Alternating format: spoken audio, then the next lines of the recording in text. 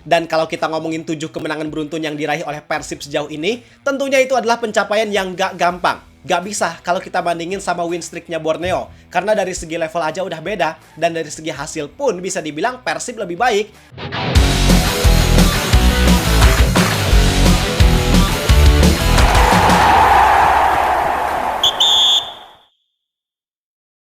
Kalau kalian nyari tim yang tak terbendung, jawabannya siapa lagi kalau bukan Persib Bandung.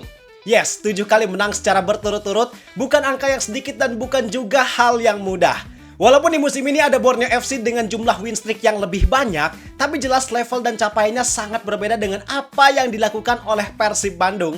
Terbaru, Persib baru aja mendapatkan kemenangan atas Dewa United dengan skor 1-0. Dan pasti banyak nih di luar sana orang yang bilang, menangnya cuma 1-0. Menangnya gara-gara penalti. Persib tanpa penalti bisa apa? Hey, buat kalian yang bilang kayak gitu, silakan kalian tonton video ini sampai akhir. Dan buat kalian nih, para bobotoh, silakan share video ini sebanyak-banyaknya supaya mereka-mereka yang punya pemikiran kayak tadi bisa punya pemikiran yang lebih cerah juga.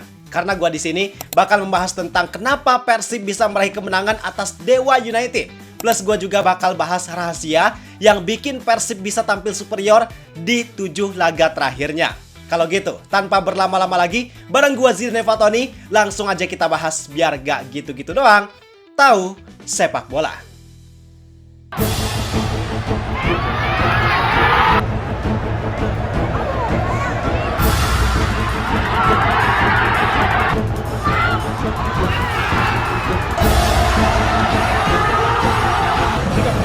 Udah. Apa lagi?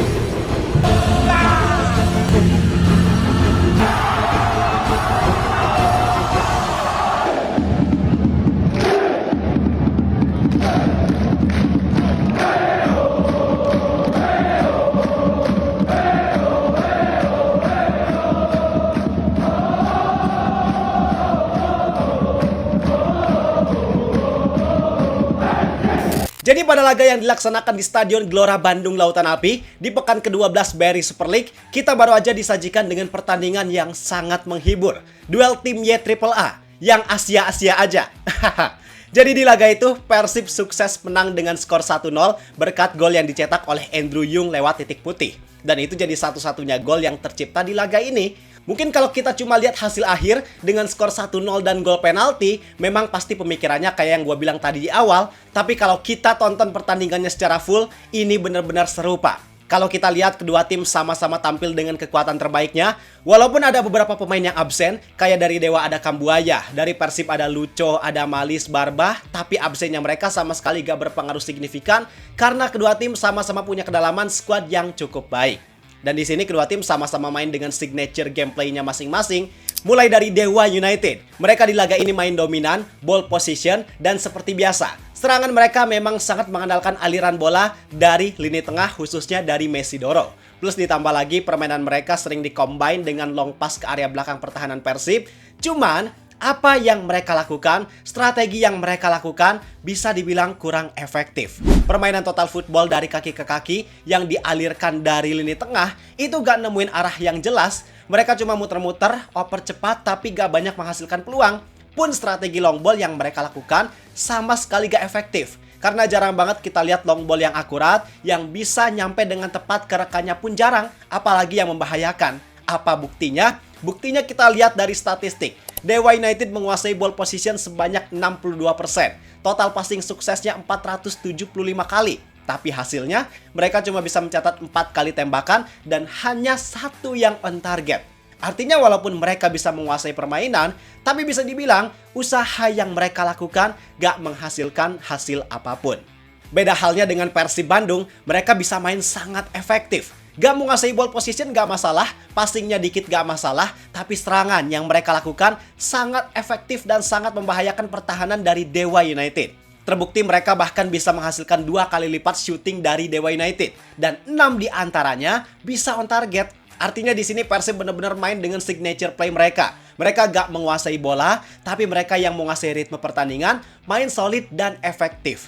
Kalau kita lihat struktur permainan dari Persib, baik ketika menyerang apalagi bertahan, itu sangat rapih. Sadil, Yung, William Barros. Walaupun ketiga pemain ini gak berhasil mencetak gol dari skema open play, tapi apa yang mereka lakukan sangat efektif. Apalagi William Barros, dia jadi pemain yang benar-benar rendah hati banget. Walaupun posisinya winger, tapi dia rela buat naik turun, sering bantu pertahanan. Dan apa yang dia lakukan juga sangat baik, karena berhasil menyulitkan serangan Dewa dari area sayap tersebut.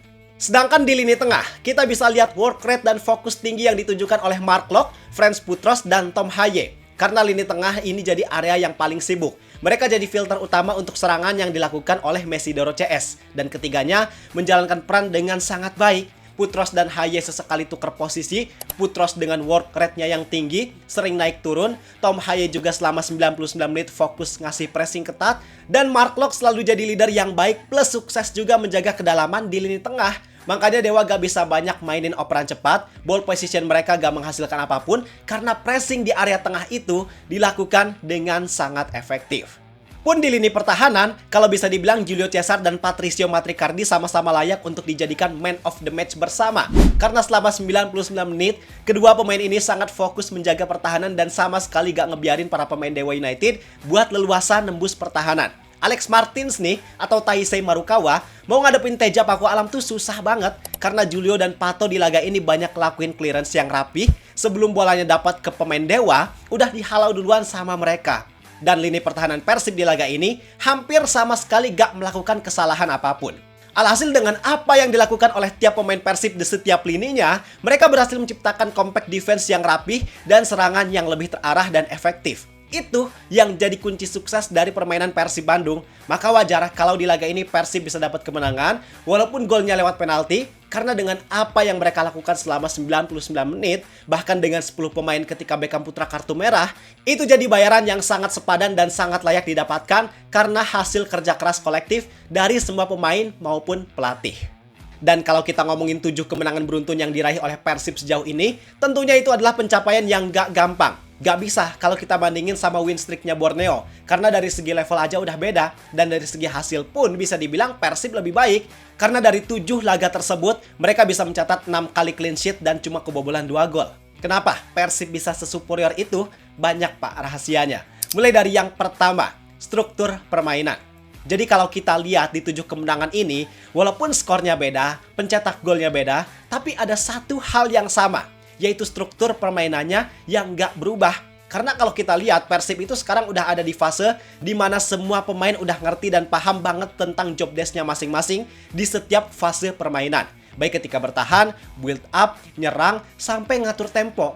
Istilah lainnya bisa dibilang kalau struktur permainan Persib ini udah mapan. Dan efeknya memang bikin permainan Persib jadi lebih dewasa, gak panik, selalu punya kontrol mental, dan bikin performa tim secara keseluruhan bisa terus stabil. Terus yang kedua, kualitas individu yang perform secara bersamaan. Ini yang menarik dan memang jarang terjadi di klub manapun. Kalau kita lihat coba, siapa pemain inti Persib yang sekarang lagi underperform? Gak ada kan?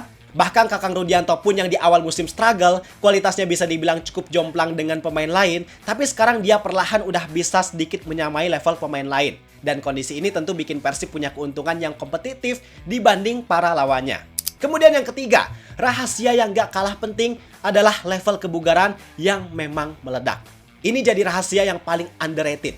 Faktor penting tapi gak banyak orang lihat dan gak banyak di-highlight juga sama orang-orang. Karena coba kita lihat sekarang, siapa pemain Persib yang terkendala sama fisik ketika main full 90 menit? Kayaknya nggak ada.